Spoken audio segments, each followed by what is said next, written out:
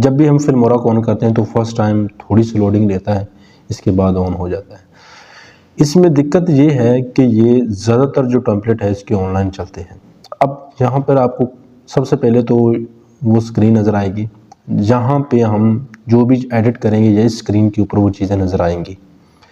अगर हम यहाँ पर बात करें तो इस तरफ ये हमारे टूल्स हैं, वो ऑप्शंस हैं जिनको हम यूज़ करेंगे। हर ऑप्शंस के अंदर मल्टीपल सब ऑप्शंस होंगे। मसलन यहाँ पे मैं एक चीज़ मैं यहाँ से कुछ उठा के लेके आता हूँ, यहाँ से ये उठा के हम ड्रैग एंड ड्रॉप करके यहाँ पे ला के छोड़ देते हैं, तो ये हमारे पास आ गया। ठीक हो गया।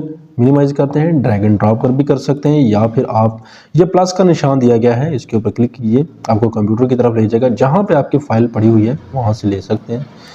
1 मंथ ग्राफिक डिज़ाइनिंग कोर्स को भी कर लेते हैं, क्योंकि